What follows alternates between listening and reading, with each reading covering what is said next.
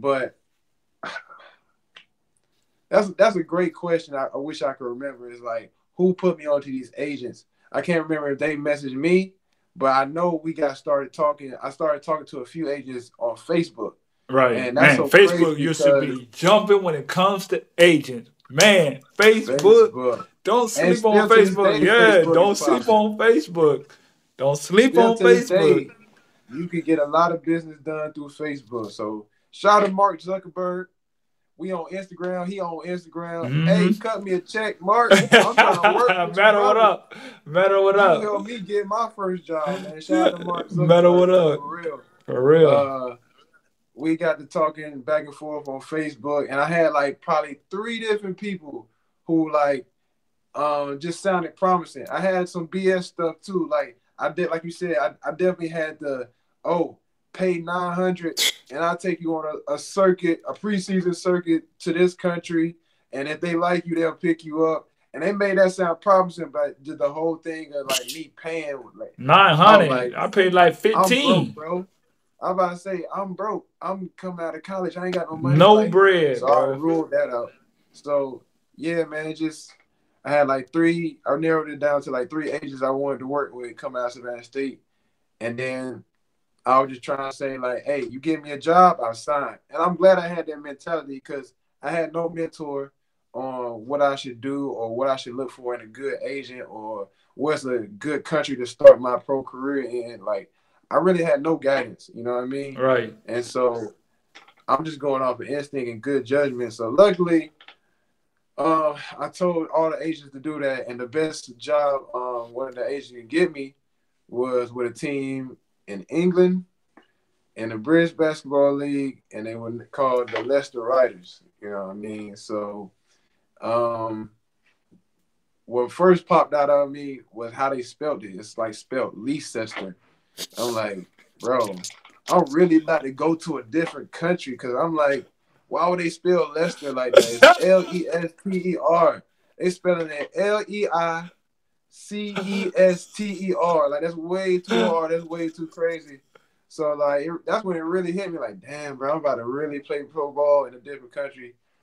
And then yeah, so I kind of did my research, and luckily they was on YouTube, and I could like research them and see what was going on. And I seen like they was on the up and up. You know what I mean? They was like it was two teams that were like pretty much powerhouses in the British Basketball League around that time. It was Leicester Riders and the Newcastle Eagles. And so I was like, oh, okay, I ain't You going to going no to a good rebuilding club, team. man. That's what I want. You know what I mean? Especially coming out of college where we just playing good basketball at Savannah State. I was like, man, I want to, slide into that in my pro career. And so, yeah, they had just won like the cup finals and the playoff finals of the previous year. And I was going to be joining them, like, to, carry on the legacy or whatever. So I was like all aboard with it. And I just never forget, uh, first I had to sign a contract with the agents who got me the deal. And like I said, I remember like it was yesterday, I had a black and yellow Jordan short on that I wore probably too many times. It's a little faded, you know what I mean? But I like that shirt. And then I think Martinez was sitting next to me, and you was off to the side, and maybe Cooley might have been there. But I remember reading the contract like 10, 12 times because I was so paranoid. I didn't want to sign my life away. I didn't want to make no type of mistake. I didn't want to do no type of dumb stuff. So I I hear read it. I was like, yeah, all right, yeah. man, this is it, bro. Like, I'm finna do it. I just never forget, like, man, like, not like I made it, but like, damn, I went from like, because it kind of meant more because I ain't really had nobody guiding me. You know what I Right. mean? And like, I really felt like I None of went to us, none of Savannah us State. did, bro. None of us did. You Yeah. know. So that meant a lot to me. And then just like uh, going to Savannah State, wanted to go to the NBA, but like, shoot for the stars, you land on the moon. It was that type of situation where I didn't make it to the NBA, but I still accomplished what I wanted to accomplish. You know what I mean? I'm living But, out my dreams. I'm doing what I love for a living, and a lot of people can't say a that. lot of So people can't say that, bro. it, Like that's it big. even, fell a little short of the NBA goal, but I feel I got a super high achievement in becoming a professional basketball player because a lot of people can't say it. So yeah, man, uh, I signed the deal with the agent. Then like a week later, I signed that contract with the Leicester Riders. I never forget. Shout out to Coach Rod Paternostro, man. You always got a special place in my heart. My first ever professional basketball head coach overseas. Um, like I said, it's in the British Basketball League, so we over in England. But yeah, I never forget. He called me, and he's American, and you don't really get too many American coaches overseas. So that's why I was extra lucky. I went from great coach, and shout out to Horace Broadnecks. You know what I mean? That's the best coach I ever had in my whole life. Shout out to Coach Broadnecks. And I go from that to coach to the best professional coach I ever had, and Rob Paternostro. So Nice. man, I just got great coaching from there, and I transitioned into great coaching. So, like I said, man, it was a good situation right off the bat, and I'm extremely lucky because me and your rookie situation was kind of like night and day. Night You and know what I day. mean? But Night and yeah, day. just to like go more on the experience, like just talking to Coach Brown, he just gave me good vibes. You know, I could tell I was gonna learn a lot from him. He was gonna make me better as a basketball player, and that's exactly what I wanted. So I feel already comfortable just talking to him on the phone that summer. I went out there around September, I think a day after my birthday. I don't even remember, but I still got a contract, and which is a great thing. I'm still happy I got that contract, but I gotta look at the date. But I went out there September, just determined. I did the same thing as you because we Savannah State and we do everything with class and honor and integrity. I wore a suit on the Yeah. plane because we mean business. We mean For a little business. backstory, at Savannah State, my freshman year, we got to wear our like tracksuits and all that stuff, our sweatsuits. But then I can't remember why we switched over, but we started wearing the rule for us as basketball players. Whenever we had a road game, we had to wear suits. When we had to fly. And We had to wear when a we had to suit. fly, we had to wear suits. You're right. When we had to fly, we had to wear suits. And for a lot of us, it was super uncomfortable, and we hated that. We were like, bro, why the hell we gotta wear suits, bro? Like, come on, bro. We got all this SSU gear. Come on, bro. Like, the suits ain't necessary, bro. You got tying up ties for the I first remember time. you couldn't tie your tie. You couldn't tie My it. feet hurt in these dress shoes. Bro, I don't want to wear no church. I don't want to wear no suit in the airport, bro. Why you got us wearing suits?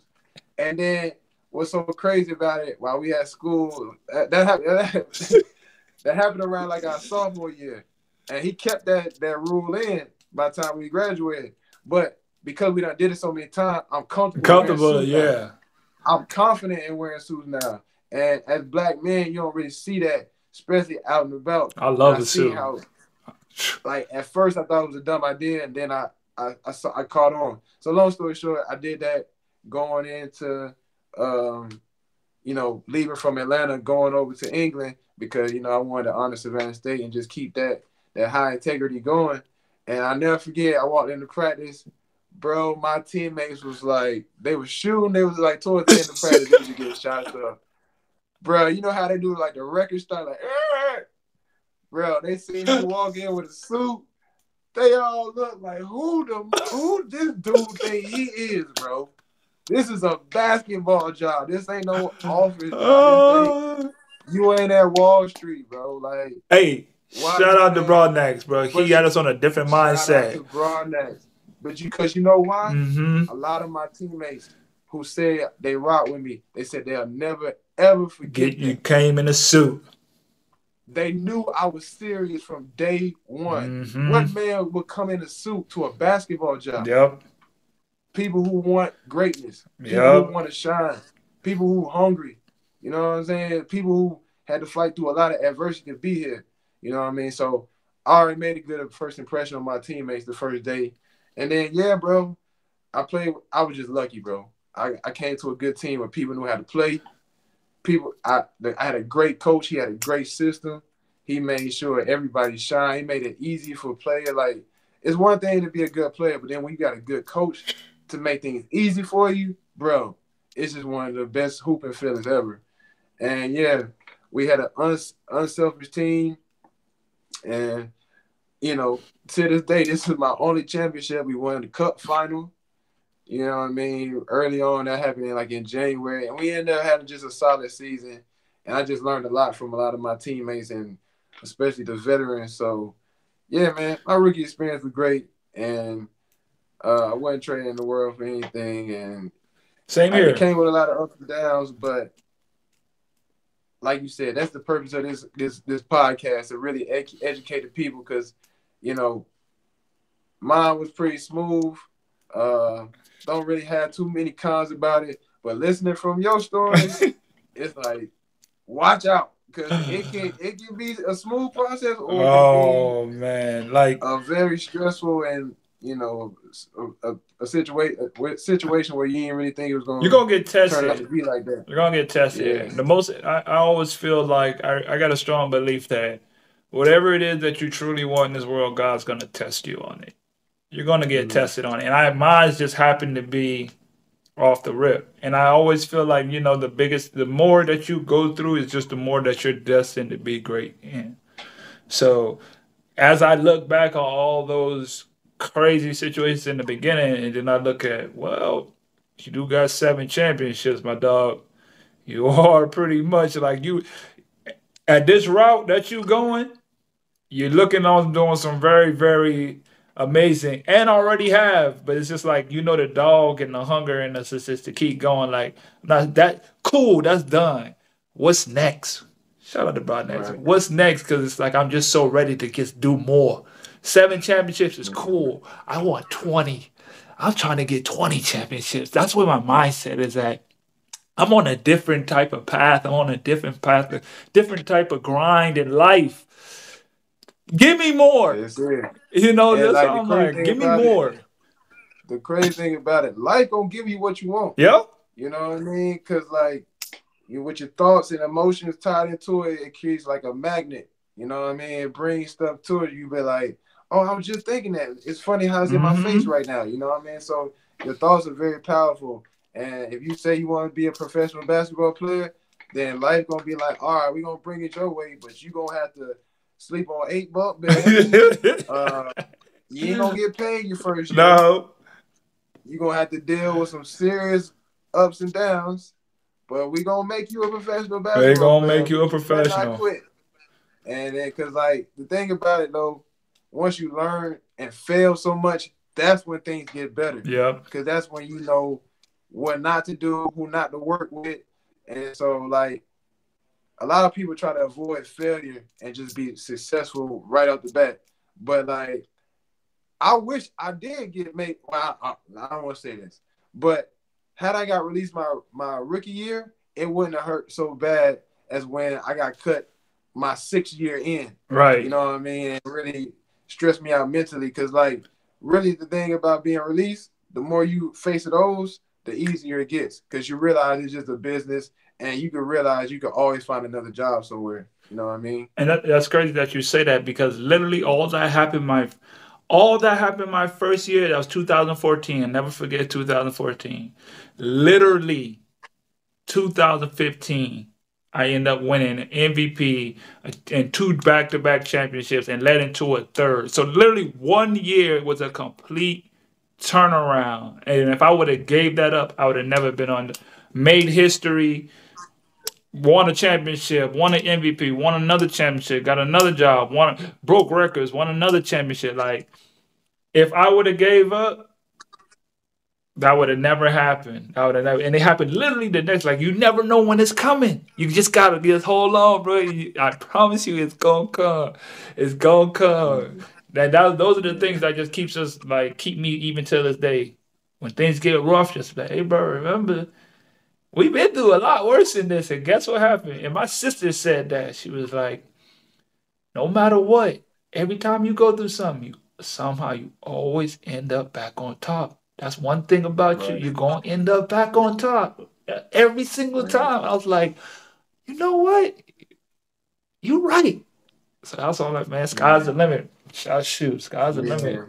Yeah. Yeah. And I just remember like compared from my rookie season till now, like one of the struggles for me was just, being away from your family and friends. Like you didn't go away straight away, and I was missing hanging out with Grammy and T.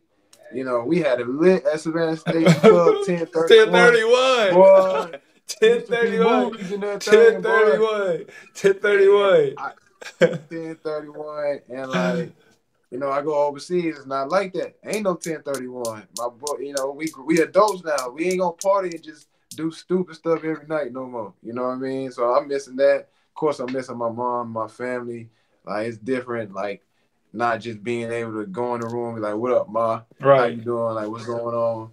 And just the fact that it's a time difference. You gotta get used to that. You know what I mean? 5 hours. It was 5 hours different from England and Atlanta. So, I had to get used to that, and just little minor things like, different foods and how people do things. But yeah, overall it was a good year, and I ain't got no regrets from my rookie year. I had a really good year. I can't remember my stats. But I want to say I had a close to a double that year, and just learned a lot, and I ended up signing back the next year just because I remember that. Yeah. Hey guys, thanks for tuning into the show. Please subscribe on our YouTube, Spotify, Apple, and wherever you listen to your podcast. I greatly appreciate it.